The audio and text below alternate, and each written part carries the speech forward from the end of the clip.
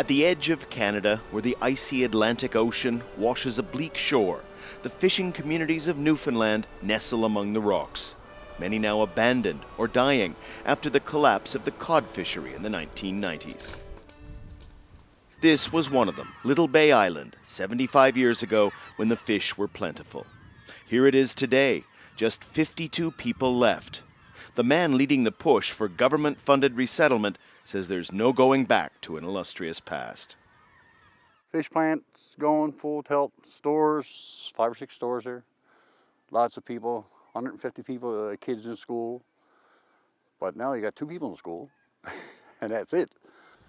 And you never see no one there because everybody's that age. Nobody goes out here in the nighttime walking around. There's nowhere too cold. People tell me, well, you're nuts. I don't feel that way, but everybody's entitled to their opinion, I guess. Last year, nearly 90% of residents voted to resettle, but not Perry Locke. He and his wife have 2 of the few full-time jobs. Their son thrives as one of the only students in school. Locke wants to stay, but awaiting a government decision he dreads, he sees little cause for hope. It's almost like the mentality is there to just let everything go till everything collapses. I think that's where everybody's just figuring just leave it alone and let everything collapse and lock it up and leave. In Newfoundland, they call villages like this an outport, remote yet close-knit, and once upon a time, vibrant and viable places to raise a family. Since the 1950s, nearly 30,000 people have been paid by the government to leave the coast, one of the biggest internal migrations in Canada. Officials say it's cheaper, more efficient to fund resettlement now than to keep delivering services to a dying community. Not everyone agrees. There are things that we can do, I'm sure of it. I think most people would feel like me. It's just terrible to contemplate a Newfoundland with outports continuing to shut down. On Fogo Island, a few hundred kilometers to the east, they're doing things differently, harnessing the arts, high-end tourism, and local craftspeople to rebuild and revitalize. I think I grew out of these rocks, and there's nothing that I know that I didn't learn from these rocks somehow.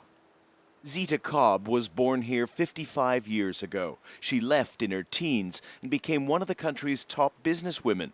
While she was away, fishing collapsed. Now she invests her wealth to revive her home, attract tourists, and create jobs. The only way to cure the plague of unemployment is to build economies that are based on culture, care, and craft. And that's what we've tried to do here. Culture and craft shape Cobb's Fogo Island Inn, a stunning mix of contemporary design and local touches. The sea looms through every window. Motifs drawn from the self-reliance of island life are a constant backdrop. The island is known for its quilts, blankets sewn from leftover fabric.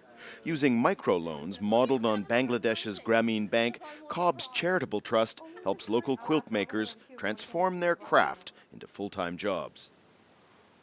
International artists are part of the mix too, drawn by the setting, the unique culture, and by fully paid-for residencies. They work in modern studios, starkly positioned in remote bits of shore, taking full advantage of land and sea. Rural communities, Cobb believes, have cultural and human capital. You can't put that in a bank, but it has immense value.